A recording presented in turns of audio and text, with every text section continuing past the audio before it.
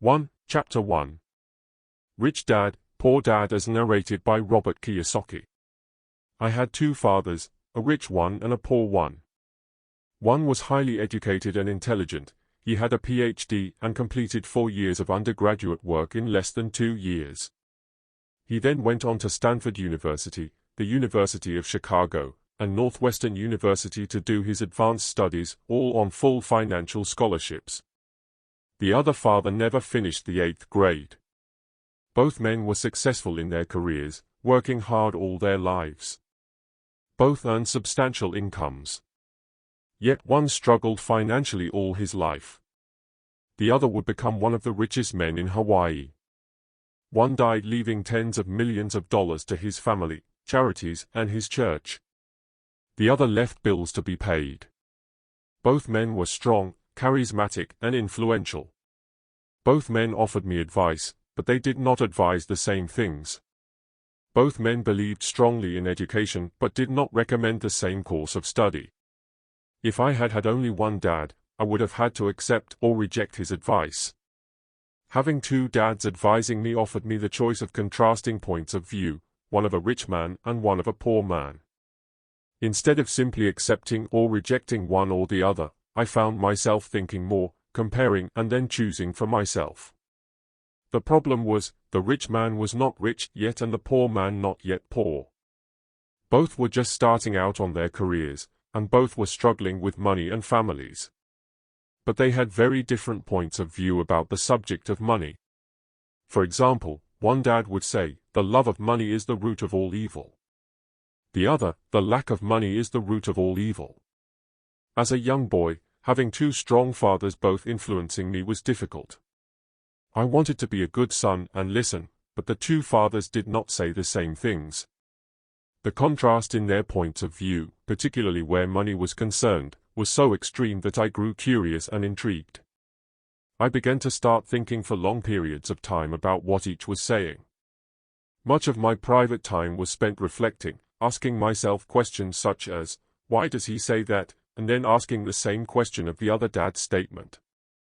It would have been much easier to simply say, yeah, he's right. I agree with that. Or to simply reject the point of view by saying, the old man doesn't know what he's talking about. Instead, having two dads whom I loved forced me to think and ultimately choose a way of thinking for myself. As a process, choosing for myself turned out to be much more valuable in the long run, rather than simply accepting or rejecting a single point of view. One of the reasons the rich get richer, the poor get poorer, and the middle class struggles in debt is because the subject of money is taught at home, not in school. Most of us learn about money from our parents. So what can a poor parent tell their child about money? They simply say, stay in school and study hard. The child may graduate with excellent grades but with a poor person's financial programming and mindset. It was learned while the child was young. Money is not taught in schools. Schools focus on scholastic and professional skills, but not on financial skills. This explains how smart bankers, doctors, and accountants who earned excellent grades in school may still struggle financially all of their lives. Our staggering national debt is due in large part to highly educated politicians and government officials making financial decisions with little or no training on the subject of money. I often look ahead to the new millennium and wonder what will happen when we have millions of people who will need financial and medical assistance. They will be dependent on their families or the government for financial support. What will happen when Medicare and Social Security run out of money? How will a nation survive if teaching children about money continues to be left to parents most of whom will be, or already are, poor? Because I had two influential fathers, I learned from both of them. I had to think about each dad's advice, and in doing so, I gained valuable insight into the power and effect of one's thoughts on one's life. 4. Example, one dad had a habit of saying, I can't afford it. The other dad forbade those words to be used. He insisted I say, how can I afford it? One is a statement, and the other is a question. One lets you off the hook, and the other forces you to think. My soon-to-be-rich dad would explain that by automatically saying the words, I can't afford it, your brain stops working. By asking the question, how can I afford it, your brain is put to work. He did not mean buy everything you wanted. He was fanatical about exercising your mind, the most powerful computer in the world. My brain gets stronger every day because I exercise it. The stronger it gets, the more money I can make. He believed that automatically saying, I can't afford it, was a sign of mental laziness. Although both dads worked hard, I noticed that one dad had a habit of putting his brain to sleep when it came to money matters, and the other had a habit of exercising his brain. The long-term result was that one dad grew stronger financially and the other grew weaker. It is not much different from a person who goes to the gym to exercise on a regular basis versus someone who sits on the couch watching television. Proper physical exercise increases your chances for health, and proper mental exercise increases your chances for wealth. Laziness decreases both health and wealth. My two dads had opposing attitudes in thought. One dad thought that the rich should pay more in taxes to take care of those less fortunate. The other said, taxes punish those who produce and reward those who don't produce. One dad recommended, study hard so you can find a good company to work for. The other recommended, study hard so you can find a good company to buy. One dad said, the reason I'm not rich is because I have you kids. The other said, the reason I must be rich is because I have you kids. One encouraged talking about money and business at the dinner table. The other forbade the subject of money to be discussed over a meal. One said, when it comes to money, play it safe, don't take risks. The other said, learn to manage risk. One believed, our home is our largest investment and our greatest asset. The other believed, my house is a liability, and if your house is your largest investment, you're in trouble. Both dads paid their bills on time, yet one paid his bills first while the other paid his bills last. One dad believed in a company or the government taking care of you and your needs. He was always concerned about pay raises, retirement plans, medical benefits, sick leave, vacation days and other perks. He was impressed with two of his uncles who joined the military and earned a retirement and entitlement package for life after 20 years of active service. He loved the idea of medical benefits and PX privileges the military provided its retirees. He also loved the tenure system available through the university. The idea of job protection for life and job benefits seemed more important, at times, than the job. He would often say, I've worked hard for the government, and I'm entitled to these benefits. The other believed in total financial self-reliance. He spoke out against the entitlement mentality and how it was creating weak and financially needy people. He was emphatic about being financially competent. One dad struggled to save a few dollars. The other simply created investments. One dad taught me how to write an impressive resume so I could find a good job. The other taught me how to write strong business and financial plans so I could create jobs. Being a product of two strong dads allowed me the luxury of observing the effects different thoughts have on one's life. I noticed that people really do shape their life through their thoughts. For example, my poor dad always said, I'll never be rich. And that prophecy became reality. My rich dad, on the other hand, always referred to himself as rich. He would say things like, I'm a rich man, and rich people don't do this. Even when he was flat broke after a major financial setback, he continued to refer to himself as a rich man. He would cover himself by saying, there is a difference between being poor and being broke. Broke is temporary, and poor is eternal.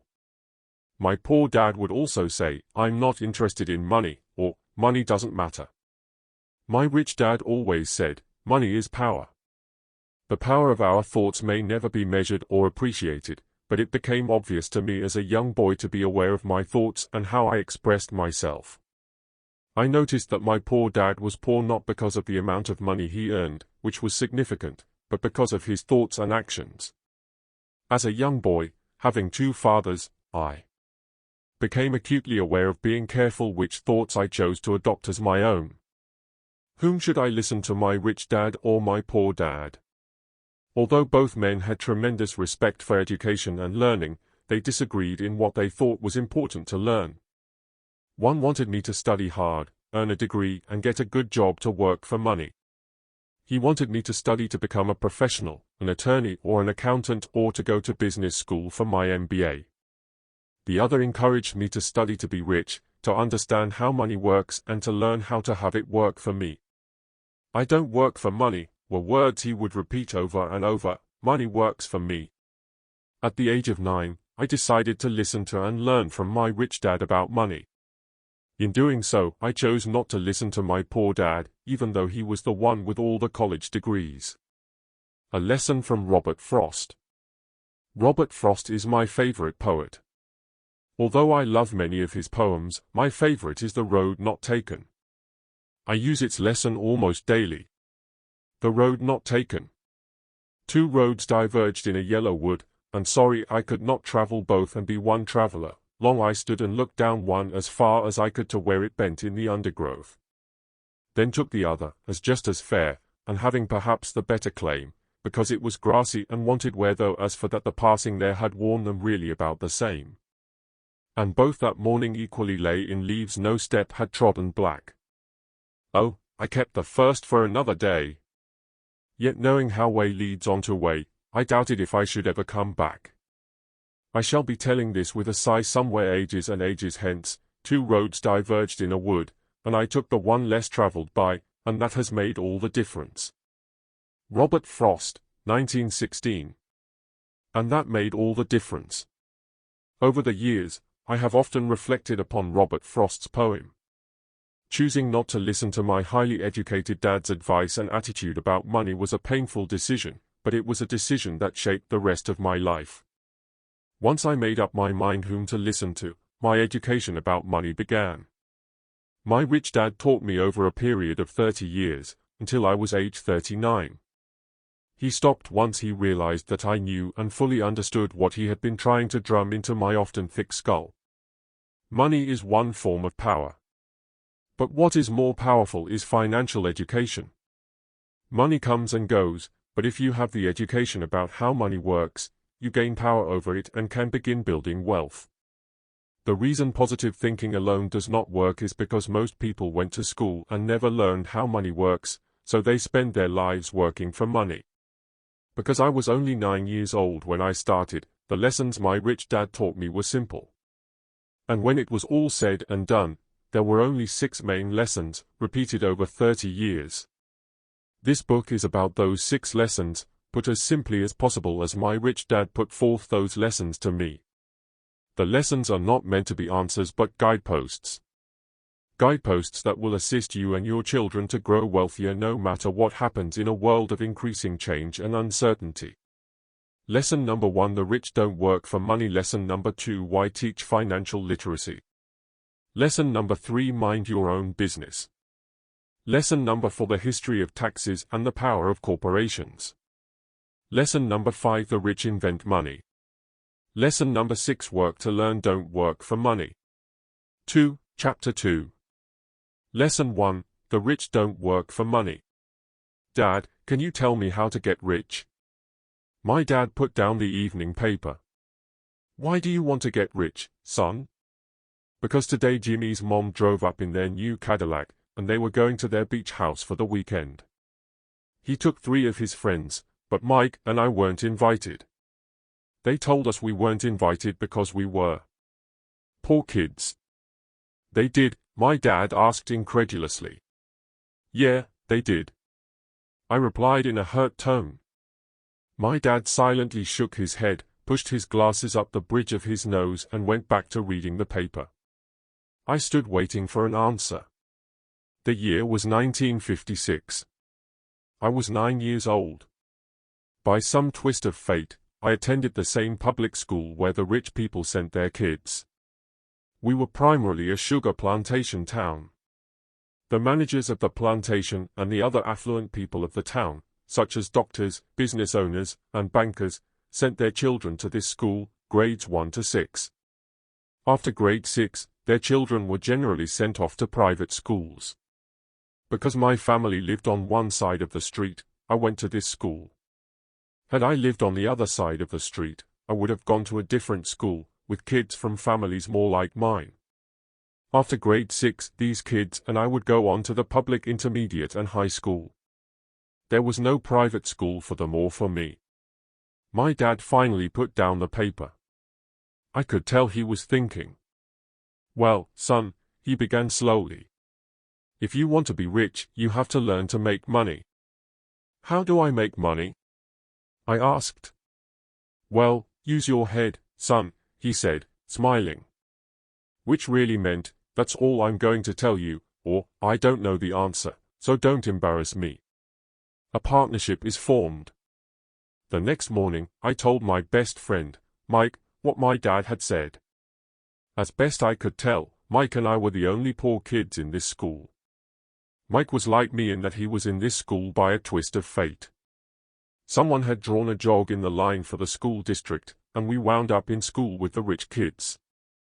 We weren't really poor, but we felt as if we were because all the other boys had new baseball gloves, new bicycles, new everything.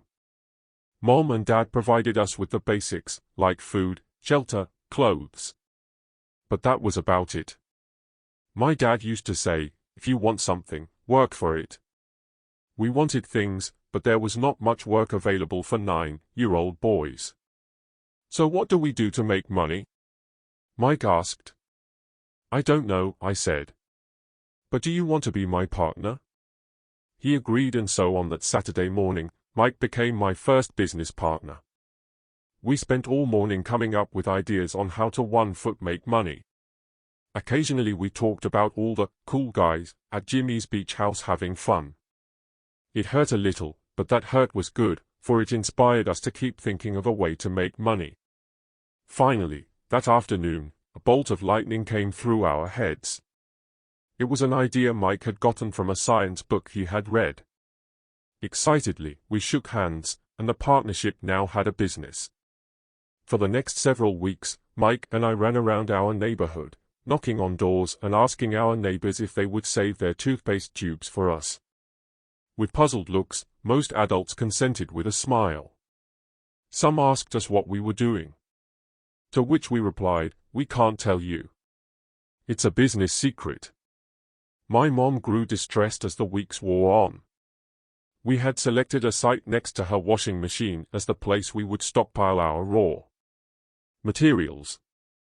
In a brown cardboard box that one time held ketchup bottles, our little pile of used toothpaste tubes began to grow. Finally, my mom put her foot down. The sight of her neighbors' messy, crumpled used toothpaste tubes had gotten to her. What are you boys doing? She asked. And I don't want to hear again that it's a business secret.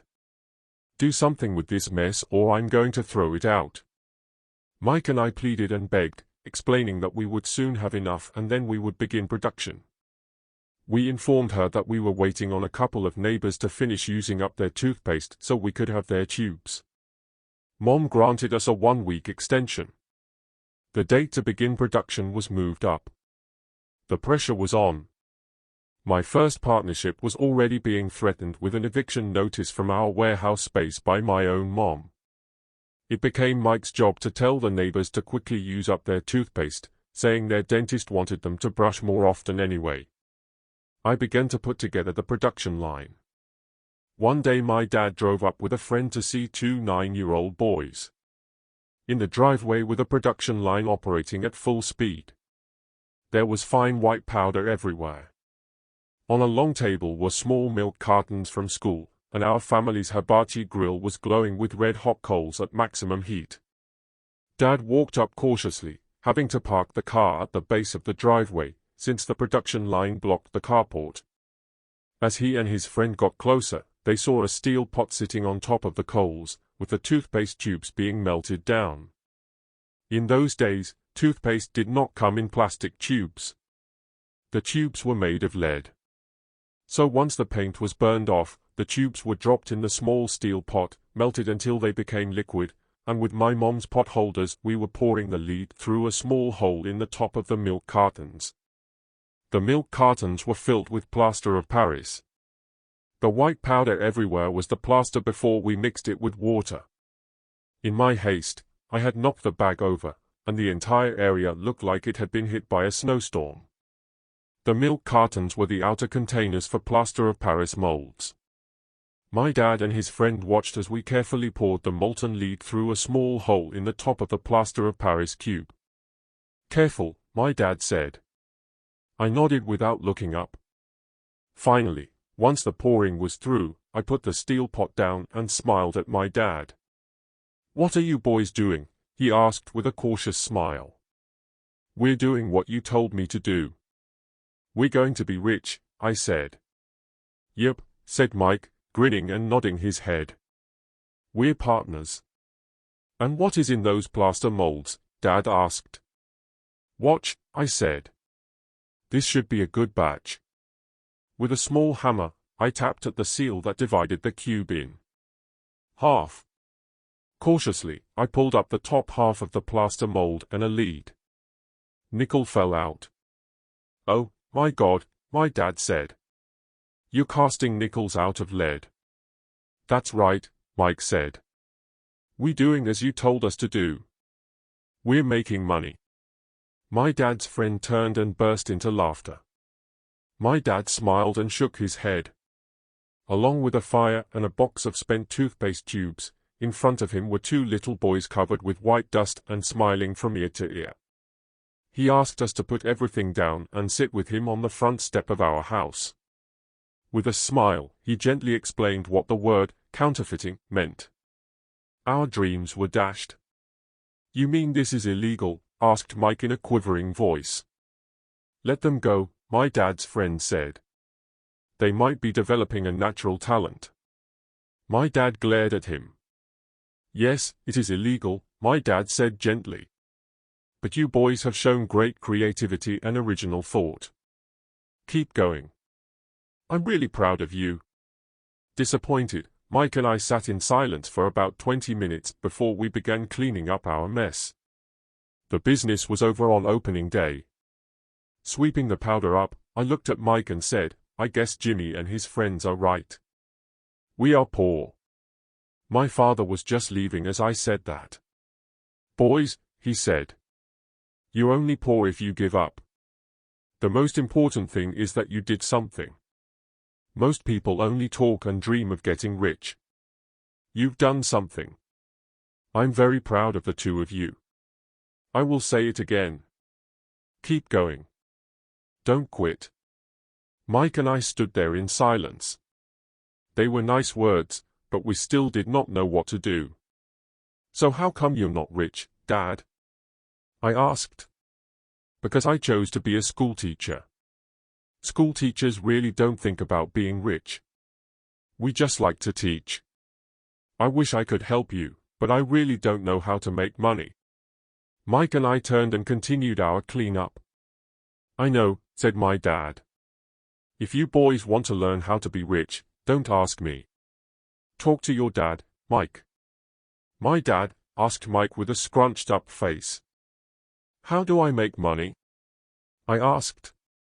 "Well, use your head, son," he said, smiling. Which really meant, "That's all I'm going to tell you," or, "I don't know the answer, so don't embarrass me." A partnership is formed.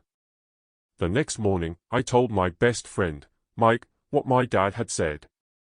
As best I could tell, Mike and I were the only poor kids in this school. Mike was like me in that he was in this school by a twist of fate. Someone had drawn a jog in the line for the school district, and we wound up in school with the rich kids.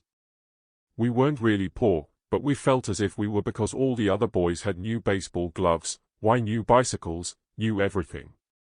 Mom and Dad provided us with the basics, like food, shelter, clothes. But that was about it. My dad used to say, "If you want something, work for it." We wanted things, but there was not much work available for 9-year-old boys. "So what do we do to make money?" Mike asked. "I don't know," I said. "But do you want to be my partner?" He agreed, and so on that Saturday morning, Mike became my first business partner.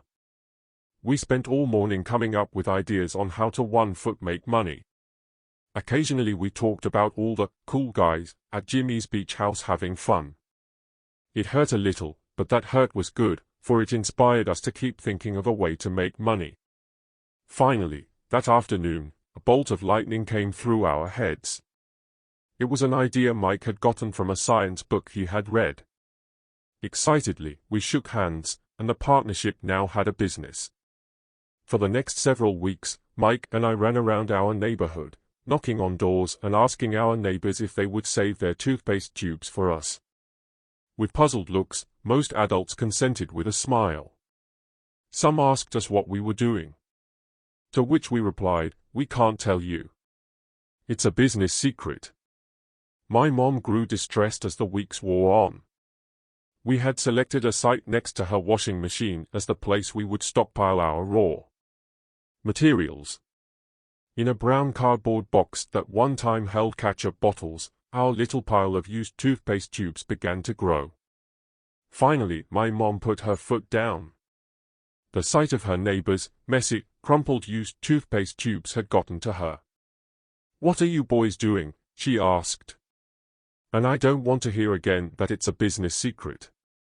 Do something with this mess or I'm going to throw it out." Mike and I pleaded and begged, explaining that we would soon have enough and then we would begin production. We informed her that we were waiting on a couple of neighbors to finish using up their toothpaste so we could have their tubes.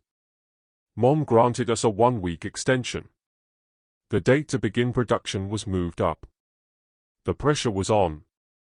My first partnership was already being threatened with an eviction notice from our warehouse space by my own mom. It became Mike's job to tell the neighbors to quickly use up their toothpaste, saying their dentist wanted them to brush more often anyway. I began to put together the production line. One day my dad drove up with a friend to see 2 9-year-old boys. In the driveway were the production line operating at full speed. There was fine white powder everywhere. On a long table were small milk cartons from school, and our family's hibachi grill was glowing with red-hot coals at maximum heat. Dad walked up cautiously, having to park the car at the base of the driveway, since the production line blocked the carport. As he and his friend got closer, they saw a steel pot sitting on top of the coals, with the toothpaste tubes being melted down. In those days, toothpaste did not come in plastic tubes. The tubes were made of lead. So once the paint was burned off, the tubes were dropped in the small steel pot, melted until they became liquid, and with my mom's pot holders we were pouring the lead through a small hole in the top of the milk cartons. The milk cartons were filled with plaster of Paris.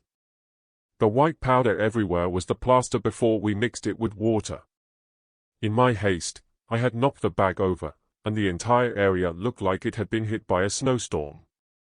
The milk cartons were the outer containers for plaster of Paris molds.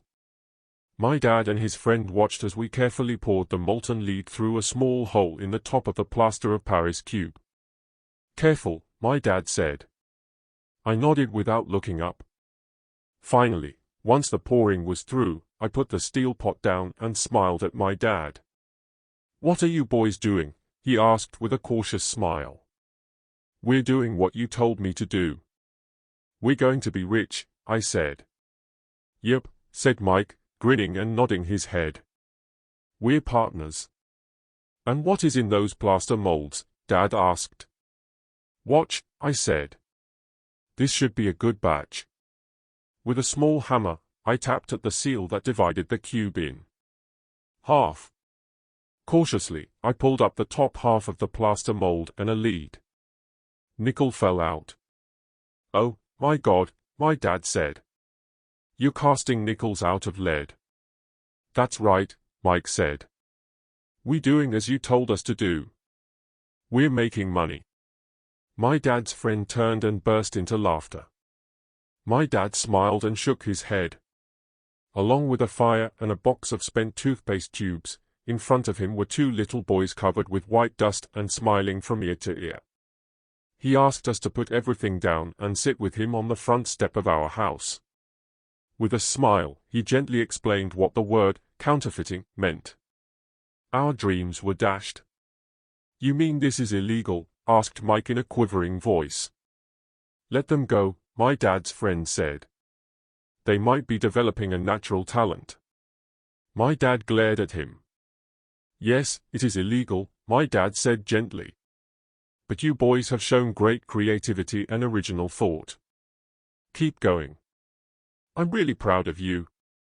Disappointed, Mike and I sat in silence for about 20 minutes before we began cleaning up our mess. The business was over on opening day.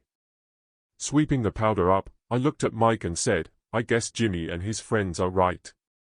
We are poor. My father was just leaving as I said that. Boys, he said. You're only poor if you give up. The most important thing is that you did something. Most people only talk and dream of getting rich. You've done something. I'm very proud of the two of you.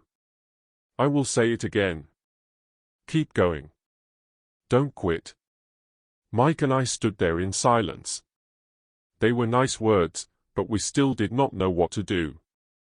So how come you're not rich, Dad? I asked. Because I chose to be a schoolteacher. School teachers really don't think about being rich. We just like to teach. I wish I could help you, but I really don't know how to make money. Mike and I turned and continued our cleanup. I know, said my dad. If you boys want to learn how to be rich, don't ask me. Talk to your dad, Mike. My dad asked Mike with a scrunched up face. Hence, we had a job for as long as there was no air conditioning. For 3 weeks, Mike and I reported to Mrs. Martin and worked our 3 hours. By noon, our work was over, and she dropped 3 little dimes in each of our hands. Now, even at the age of 9 in the mid-1950s, 30 cents was not too exciting. Comic books cost 10 cents back then, so I usually spent my money on comic books and went home. By Wednesday of the 4th week, I was ready to quit. I had agreed to work only because I wanted to learn to make money from Mike's dad, and now I was a slave for 10 cents an hour. On top of that, I had not seen Mike's dad since that first Saturday. I'm quitting, I told Mike at lunchtime. The school lunch was miserable. School was boring, and now I did not even have my Saturdays to look forward to. But it was the 30 cents that really got to me. This time Mike smiled. What are you laughing at? I asked with anger and frustration. Dad said this would happen. He said to meet with him when you were ready to quit. What? I said indignantly. He's been waiting for me to get fed up. Sort of, Mike said. Dad's kind of different. He teaches differently from your dad. Your mom and dad lecture a lot.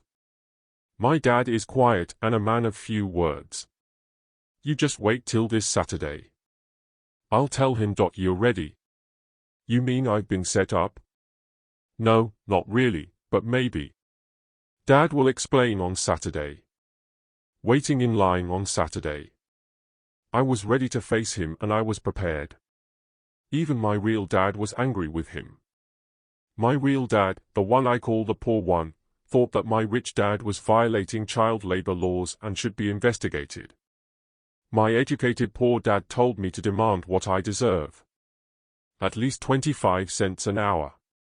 My poor dad told me that if I did not get a raise, I was to quit immediately.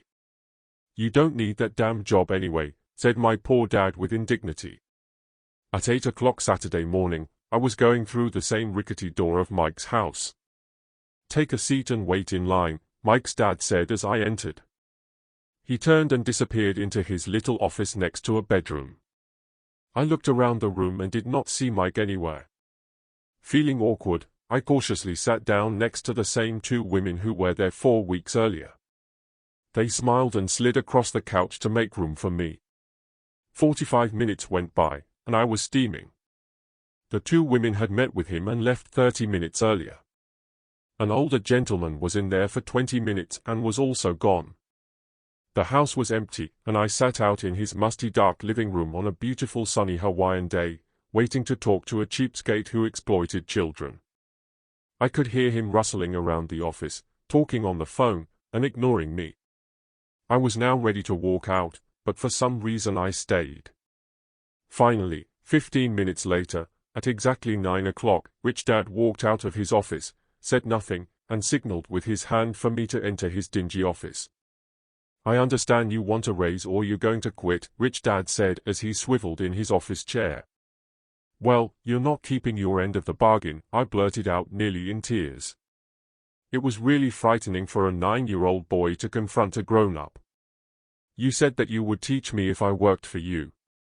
"Well, I've worked for you. I've worked hard. I've given up my baseball games to work for you. And you don't keep your word. You haven't taught me anything. You are a crook like everyone in town thinks you are. You're greedy. You want all the money and don't take care of your employees. You make me wait and don't show me any respect. I'm only a little boy, and I deserve to be treated better." Rich Dad rocked back in his swivel chair, hands up to his chin, somewhat staring at me. It was like he was studying me. "Not bad," he said. "In less than a month, you sound like most of my employees." "What?" I asked. Not understanding what he was saying, I continued with my grievance. "I thought you were going to keep your end of the bargain and teach me. Instead you want to torture me? That's cruel. That's really cruel." "I am teaching you," Rich Dad said quietly. "What have you taught me?" "Nothing," I said angrily. "You haven't even talked to me once since I agreed to work for peanuts. 10 cents an hour.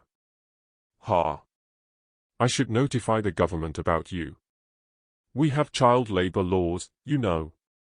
My dad works for the government, you know." "Wow," said Rich Dad. "Now you sound just like most of the people who used to work for me. People I've either fired or they've quit.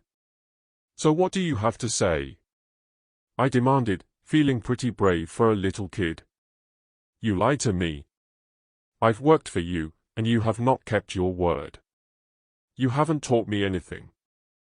"How do you know that I've not taught you anything?" asked Rich Dad calmly. "Well, you've never talked to me.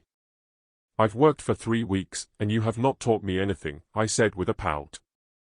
"Does teaching mean talking or a lecture?" Rich Dad asked. "Well, yes," I replied. "That's how they teach you in school," he said smiling. "But that is not how life teaches you, and I would say that life is the best teacher of all. Most of the time, life does not talk to you. It just sort of pushes you around. Each push is life saying, 'Wake up. There's something I want you to learn.' What is this man talking about?" I asked myself silently. Life pushing me around was life talking to me. Now I knew I had to quit my job. I was talking to someone who needed to be locked up. If you learn life's lessons, you will do well. If not, life will just continue to push you around. People do 2 things. Some just let life push them around. Others get angry and push back. But they push back against their boss, or their job, or their husband or wife. They do not know it's life that's pushing. I had no idea what he was talking about. Life pushes all of us around. Some give up. Others fight. A few learn the lesson and move on.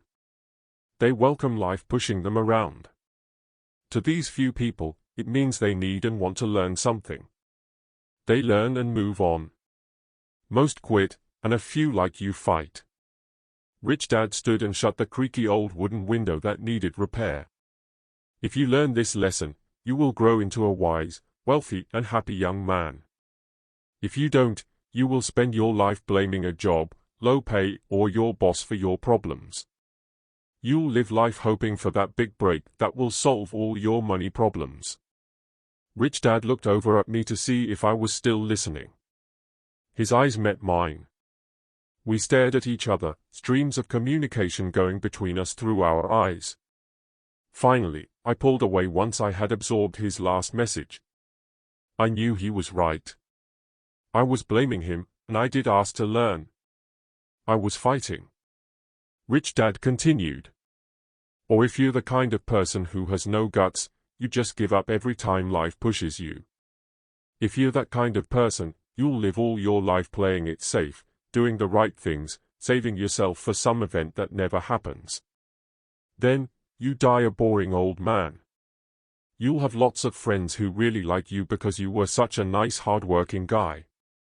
You spent a life playing it safe, doing the right things. But the truth is, you let life push you into submission. Deep down you were terrified of taking risks. You really wanted to win, but the fear of losing was greater than the excitement of winning. Deep inside, you and only you will know you didn't go for it. You chose to play it safe. Our eyes met again. For 10 seconds, we looked at each other, only pulling away once the message was received. "You've been pushing me around," I asked. "Some people might say that," smiled Rich Dad. "I would say that I just gave you a taste of life." "What taste of life?" I asked, still angry, but now curious. Even ready to learn. "You boys are the first people that have ever asked me to teach them how to make money. I have more than 150 employees, and not one of them has asked me what I know about money. They ask me for a job and a paycheck, but never to teach them about money. So most will spend the best years of their lives working for money, not really understanding what it is they are working for." I sat there listening intently. "So when Mike told me about you wanting to learn how to make money, I decided to design a course that was close to real life. I could talk until I was blue in the face, but you wouldn't hear a thing. So I decided to let life push you around a bit so you could hear me. That's why I only paid you 10 cents. So what is the lesson I learned from working for only 10 cents an hour?" I asked. "That you're cheap and exploit your workers?" Rich Dad rocked back and laughed heartily. Finally, after his laughing stopped, he said, "You'd best change your point of view. Stop blaming me, thinking I'm the problem. If you think I'm the problem, then you have to change me. If you realize that you're the problem, then you can change yourself, learn something and grow wiser. Most people want everyone else in the world to change, but themselves. Let me tell you, it's easier to change yourself than everyone else." "I don't understand," I said.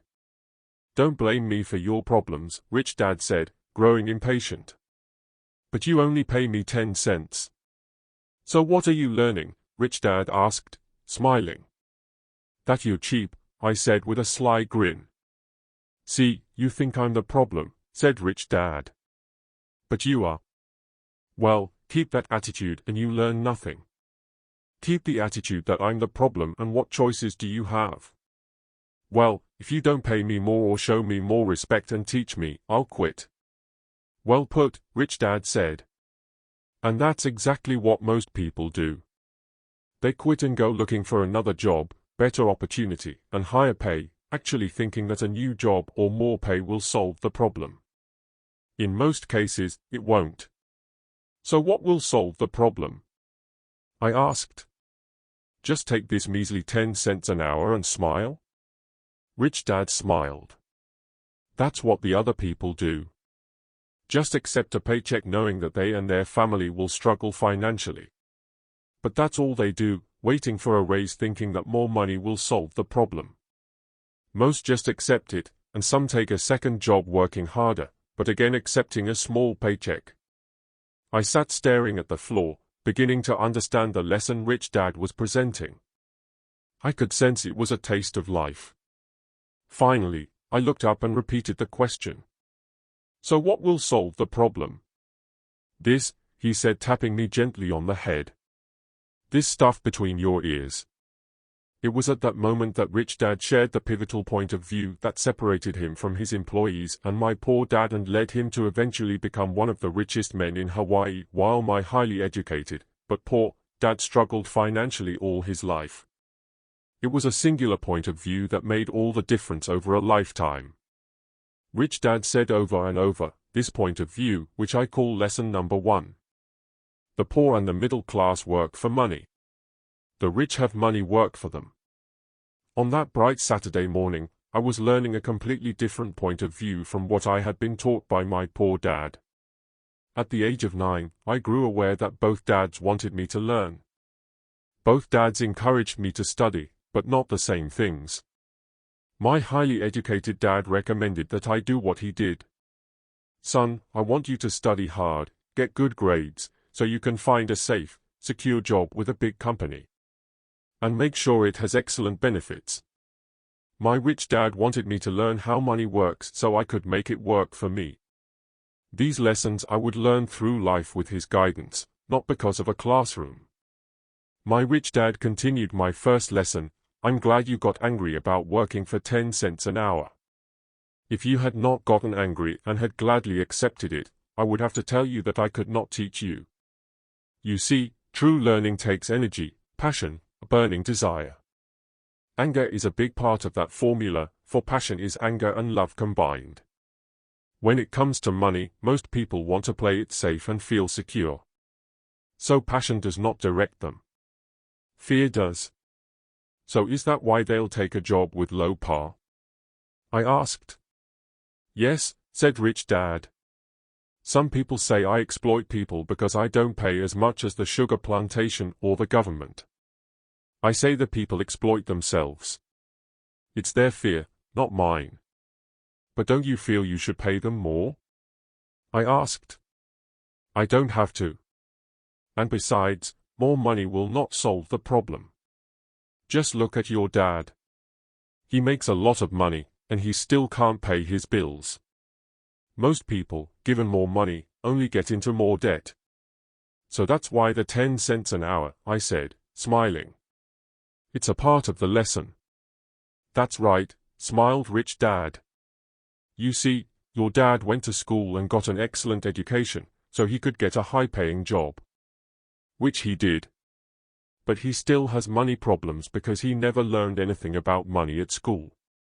On top of that, he believes in working for money. And you don't? I asked. No, not really, said Rich Dad. If you want to learn to work for money, then stay in school. That is a great place to learn to do that. But if you want to learn how to have money work for you, then I will teach you that. But only if you want to learn. Wouldn't everyone want to learn that? I asked. No, said Rich Dad. Simply because it's easier to learn to work for money, especially if fear is your primary emotion when the subject of money is discussed. I don't understand, I said with a frown. Don't worry about that for now. Just know that it's fear that keeps most people working at a job. The fear of not paying their bills. The fear of being fired. The fear of not having enough money. The fear of starting over. That's the price of studying to learn a profession or trade. And then working for money. Most people become a slave to money, and then get angry at their boss. Learning to have money work for you is a completely different course of study. I asked. Absolutely, Rich Dad answered, absolutely. We sat in silence on that beautiful Hawaiian Saturday morning. My friends would have just been starting their Little League baseball game. But for some reason, I was now thankful I had decided to work for 10 cents an hour. I sensed that I was about to learn something my friends would not learn in school. Ready to learn? Asked Rich Dad. Absolutely, I said with a grin. I have kept my promise. I've been teaching you from afar, my rich dad said. At 9 years old, you've gotten a taste of what it feels like to work for money. Just multiply your last month by 50 years and you will have an idea of what most people spend their life doing. I don't understand, I said. How did you feel waiting in line to see me? Once to get hired and once to ask for more money? Terrible, I said. If you choose to work for money, that is what life is like for many people, said Rich Dad. And how did you feel when Mrs. Martin dropped 3 dimes in your hand for 3 hours' work? I felt like it wasn't enough. It seemed like nothing.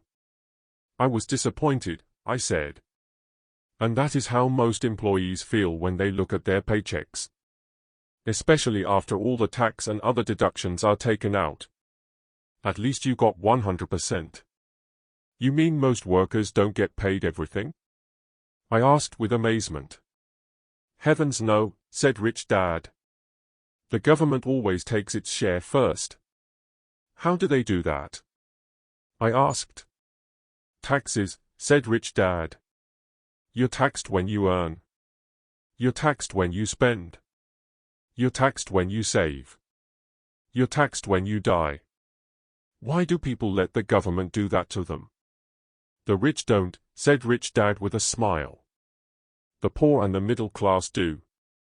I'll bet you that I earn more than your dad, yet he pays more in taxes. How can that be? I asked. As a 9-year-old boy, that made no sense to me. Why would someone let the government do that to them? Rich Dad sat there in silence. I guess he wanted me to listen instead of jabber away at the mouth. Finally, I calmed down. I did not like what I had heard.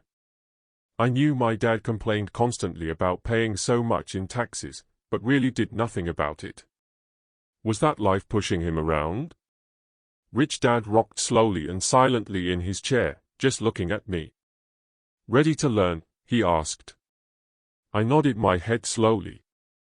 As I said, there is a lot to learn. Learning how to have money work for you is a lifetime study.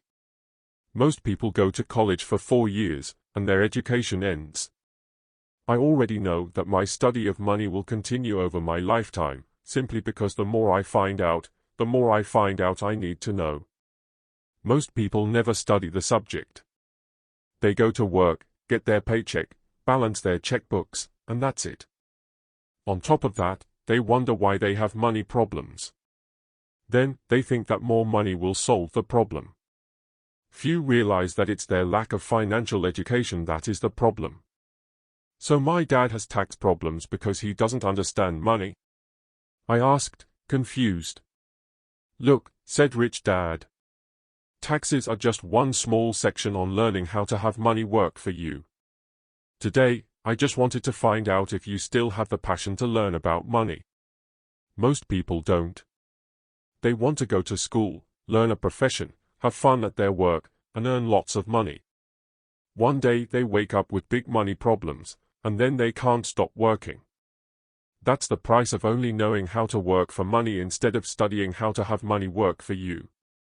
So do you still have the passion to learn? Asked Rich Dad. I nodded my head. Good, said Rich Dad. Now get back to work.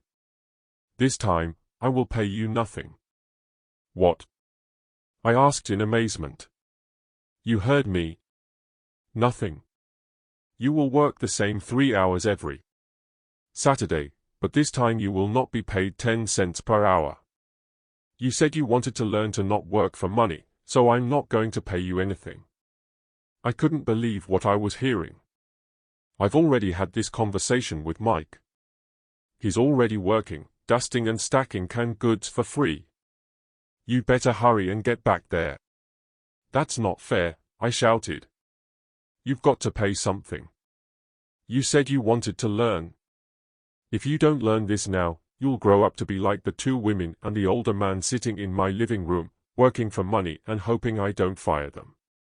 Or like your dad, earning lots of money only to be in debt up to his eyeballs, hoping more money will solve the problem.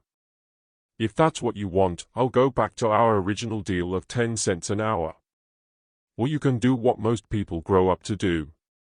Complain that there is not enough pay, quit and go looking for another job. But what do I do? I asked. Rich Dad tapped me on the head.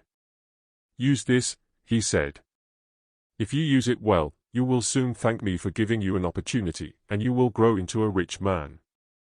I stood there still not believing what a raw deal I had been handed. Here I came to ask for a raise, and now I was being told to keep working for nothing. Rich Dad tapped me on the head again and said, use this. Now get out of here and get back to work. Lesson L, the rich don't work for money. I didn't tell my poor dad I wasn't being paid. He would not have understood, and I did not want to try to explain something that I did not yet understand myself. For 3 more weeks, Mike and I worked for 3 hours every Saturday, for nothing. The work didn't bother me, and the routine got easier. It was the missed baseball games and not being able to afford to buy a few comic books that got to me. Rich Dad stopped by at noon on the third week. We heard his truck pull up in the parking lot and sputter when the engine was turned off. He entered the store and greeted Mrs. Martin with a hug. After finding out how things were going in the store, he reached into the ice cream freezer, pulled out 2 bars, paid for them, and signaled to Mike and me. "Let's go for a walk, boys." We crossed the street, dodging a few cars, and walked across a large grassy field, where a few adults were playing softball. Sitting down at a remote picnic table, he handed Mike and me the ice cream bars. "How's it going, boys?" "Okay," Mike said. I nodded in agreement. "Learn anything yet?" Rich Dad asked. Mike and I looked at each other, shrugged our shoulders and shook our heads in unison. Avoiding one of life's biggest traps. "Well, you boys had better start thinking. You're staring at one of life's biggest lessons. If you learn the lesson, you'll enjoy a life of great freedom and security. If you don't learn the lesson, you'll wind up like Mrs. Martin and most of the people playing softball in this park. They work very hard, for little money, clinging to the illusion of job security, looking forward to a 3-week vacation each year and a skimpy pension after 45 years of work. If that excites you, I'll give you a raise to 25 cents an hour. But these are good hard-working people. Are you making fun of them?" I demanded. A smile came over Rich Dad's face. "Mrs. Martin is like a mother to me. I would never be that cruel. I may sound cruel because I'm doing my best to point something out to the two of you. I want to expand your point of view so you can see something. Something most people never have the benefit of seeing because their vision is too narrow. Most people never see the trap they are in." Mike and I sat there uncertain of his message. He sounded cruel, yet we could sense he was desperately wanting us to know something. With a smile, Rich Dad said, "Doesn't that 25 cents an hour sound good? Doesn't it make your heart beat a little faster?" I shook my head, "No, but it really did. 25 cents an hour would be big bucks to me." "Okay, I'll pay you $1 an hour," Rich Dad said, with a sly grin. Now my heart was beginning to race. My brain was screaming. Take it. Take it. I could not believe what I was hearing. Still, I said nothing. "Okay, $2 an hour." My little 9-year-old brain and heart nearly exploded. After all, it was 1956 and being paid $2 an hour would have made me the richest kid in the world. I couldn't imagine earning that kind of money. I wanted to say, yes. I wanted the deal. I could see a new bicycle, new baseball glove, and adoration of my friends when I flashed some cash. On top of that, Jimmy and his rich friends could never call me poor again. But somehow my mouth stayed silent. Maybe my brain had overheated and blown a fuse. But deep down, I badly wanted that $2 an hour. The ice cream had melted and was running down my hand. The ice cream stick was empty, and under it was a sticky mess of vanilla and chocolate that ants were enjoying. Rich Dad was looking at 2 boys staring back at him, eyes wide open and brains empty. He knew he was testing us, and he knew there was a part of our emotions that wanted to take the deal. He knew that each human being has a weak and needy part of their soul that can be bought. And he knew that each human being also had a part of their soul that was strong and filled with a resolve that could never be bought. It was only a question of which one was stronger. He had tested thousands of souls in his life. He tested souls every time he interviewed someone for a job. "Okay, $5 an hour." Suddenly there was a silence from inside me. Something had changed. The offer was too big and had gotten ridiculous. Not too many grown-ups in 1956 made more than $5 an hour. The temptation disappeared, and a calm set in. Slowly I turned to my left to look at Mike. He looked back at me. The part of my soul that was weak and needy was silenced. The part of me that had no price took over. there was a calm and a certainty about money that entered my brain and my soul. I knew Mike had gotten to that point also. Good, Rich Dad said softly. Most people have a price. And they have a price because of human emotions named fear and greed. First, the fear of being without money motivates us to work hard, and then once we get that paycheck, greed or desire starts us thinking about all the wonderful things money can buy. The pattern is then set. What pattern? I asked. The pattern of get up, go to work, pay bills, get up, go to work, pay bills. Their lives are then run forever by two emotions, fear and greed. Offer them more money, and they continue the cycle by also increasing their spending. This is what I call the rat race. There is another way? Mike asked. Yes, said Rich Dad slowly. But only a few people find it. And what is that way? Mike asked. That's what I hope you boys will find out as you work and study with me. That is why I took away all forms of pay. Any hints? Mike asked. We're kind of tired of working hard, especially for nothing. Well, the first step is telling the truth, said Rich Dad. We haven't been lying. I said. I did not say you were lying.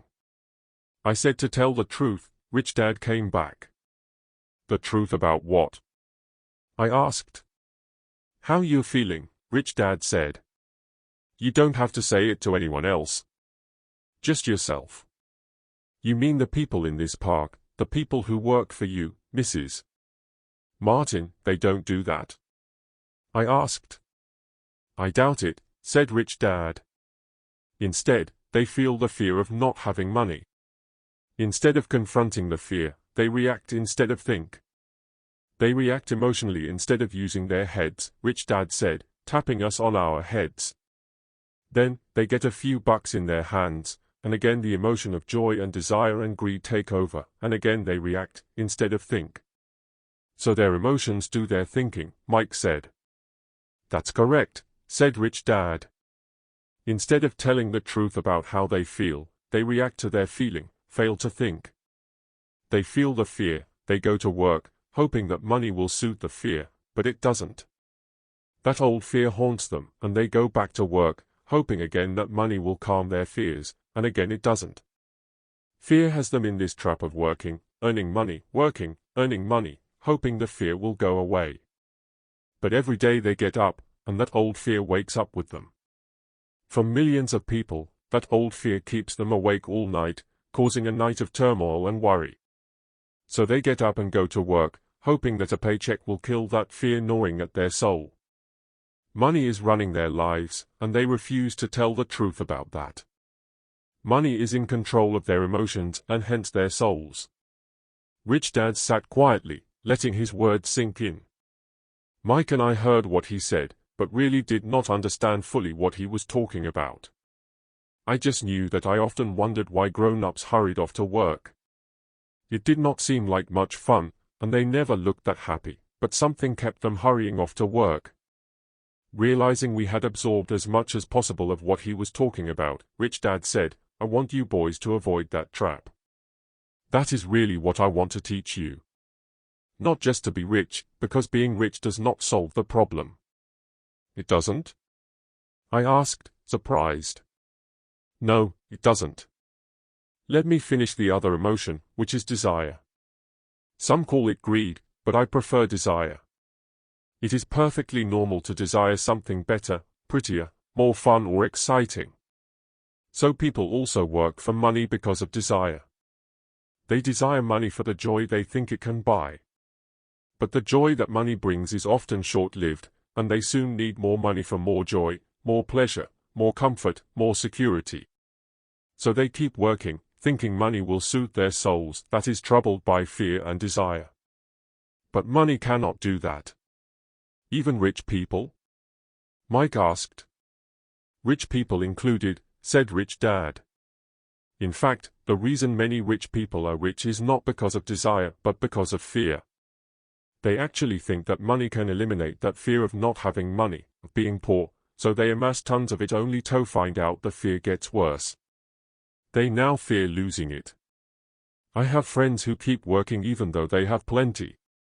I know people who have millions who are more afraid now than when they were poor. They are terrified of losing all their money.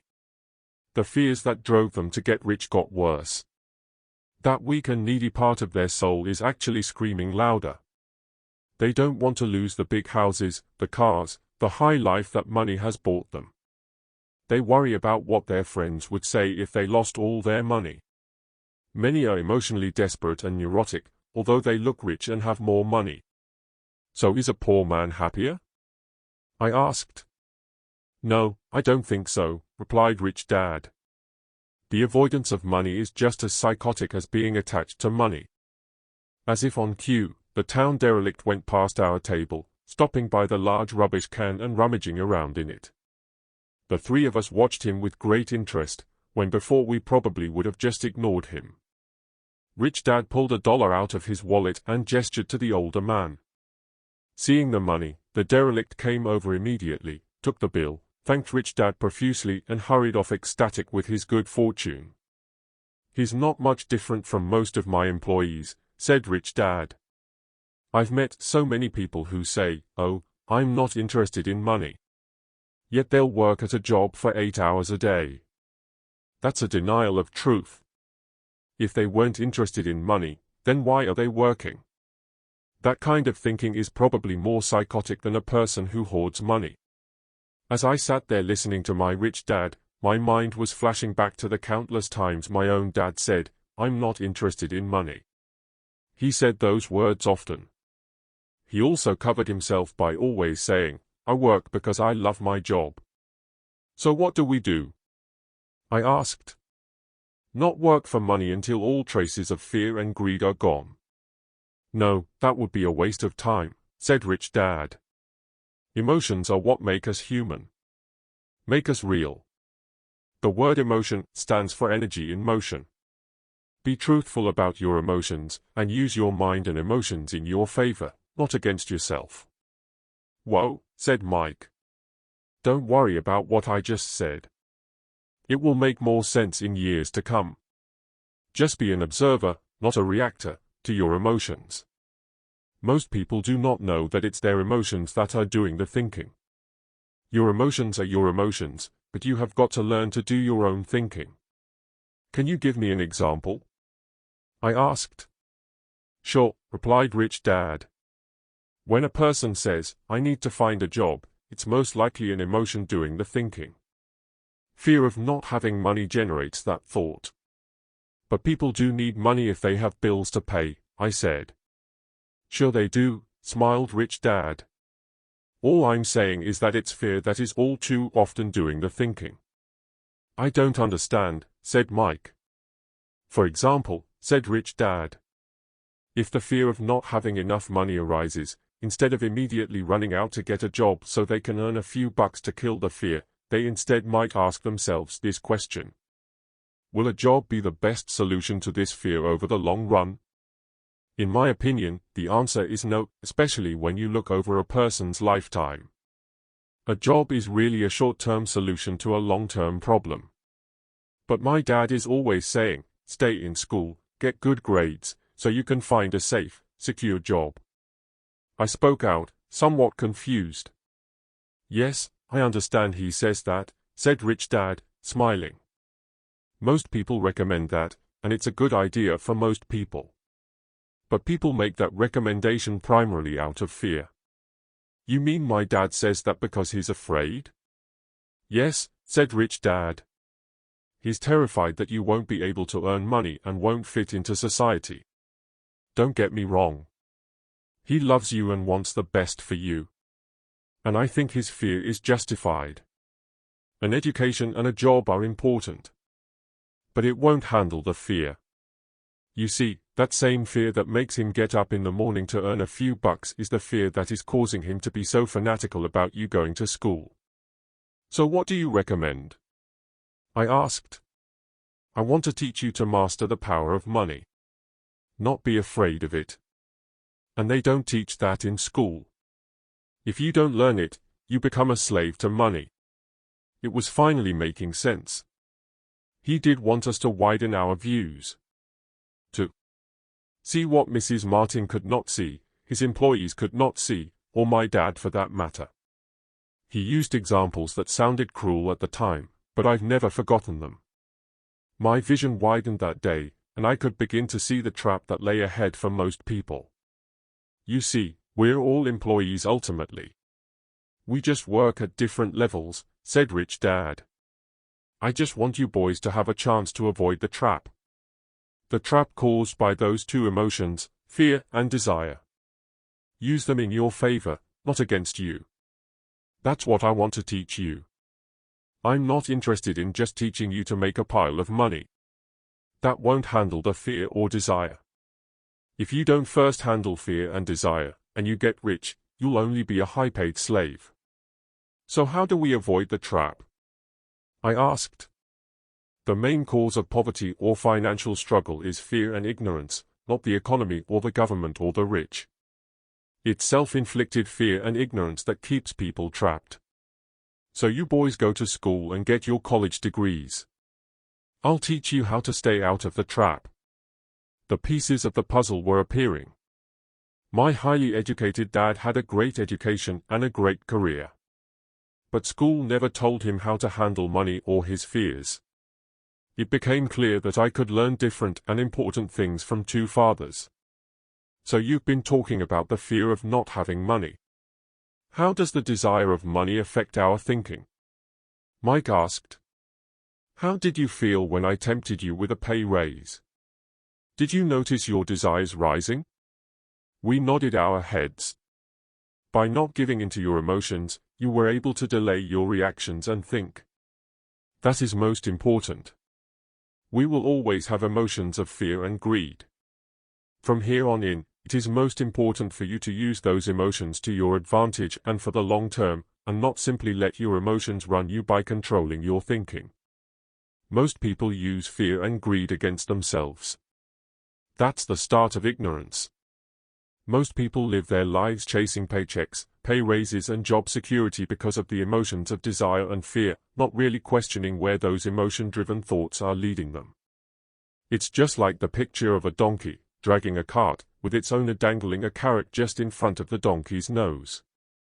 The donkey's owner may be going where he wants to go, but the donkey is chasing an illusion. Tomorrow there will only be another carrot for the donkey. You mean the moment I began to picture a new baseball glove, candy and toys, that's like a carrot to a donkey? Mike asked. Yeah. And as you get older, your toys get more expensive. A new car, a boat and a big house to impress your friends, said Rich Dad with a smile. Fear pushes you out the door, and desire calls to you, enticing you toward the rocks. That's the trap. So what's the answer? Mike asked. What intensifies fear and desire is ignorance. That is why rich people with lots of money often have more fear the richer they get. Money is the carrot, the illusion. If the donkey could see the whole picture, it might rethink its choice to chase the carrot. Rich Dad went on to explain that a human's life is a struggle between ignorance and illumination. He explained that once a person stops searching for information and knowledge of oneself, ignorance sets in. That struggle is a moment-to-moment decision to learn to open or close one's mind. Look, school is very, very important. You go to school to learn a skill or profession so as to be a contributing member of society. Every culture needs teachers, doctors, mechanics, artists, cooks, business people, police officers, firefighters, soldiers. Schools train them so our culture can thrive and flourish, said Rich Dad. Unfortunately, for many people, school is the end, not the beginning. There was a long silence. Rich Dad was smiling. I did not comprehend everything he said that day. But as with most great teachers, whose words continue to teach for years, often long after they are gone, his words are still with me today. I've been a little cruel today, said Rich Dad. Cruel for a reason. I want you to always remember this talk. I want you to always think of Mrs. Martin. I want you always to think of the donkey. Never forget, because your two emotions, fear and desire, can lead you into life's biggest trap if you're not aware of them controlling your thinking.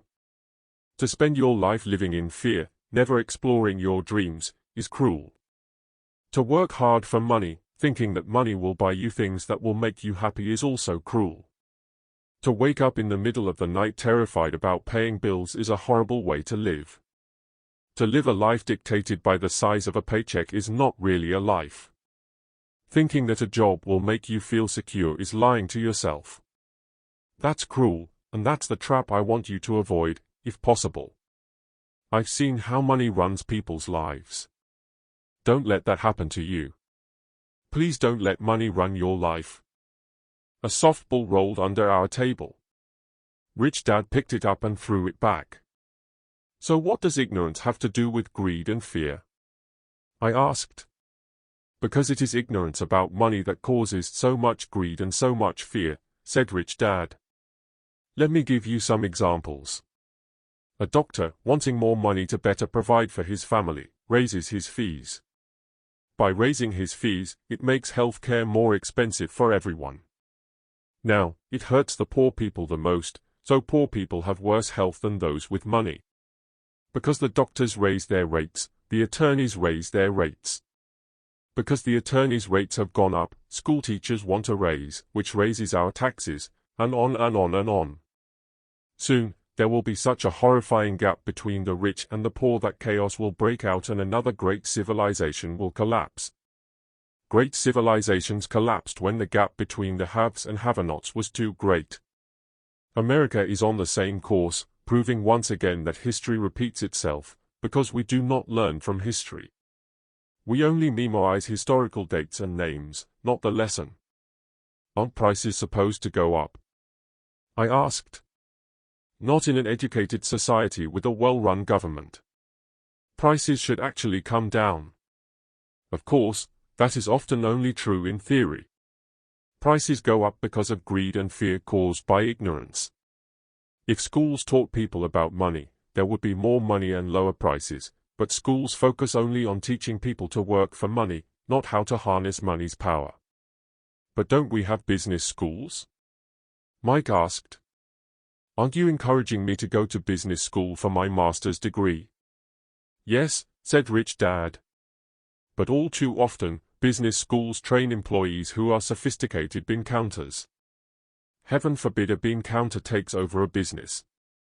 All they do is look at the numbers, fire people, and kill the business. I know because I hire bean counters. All they think about is cutting costs and raising prices, which cause more problems. Bean counting is important. I wish more people knew it, but it, too, is not the whole picture, added Rich Dad angrily. So is there an answer? Asked Mike. Yes, said Rich Dad. Learn to use your emotions to think, not think with your emotions.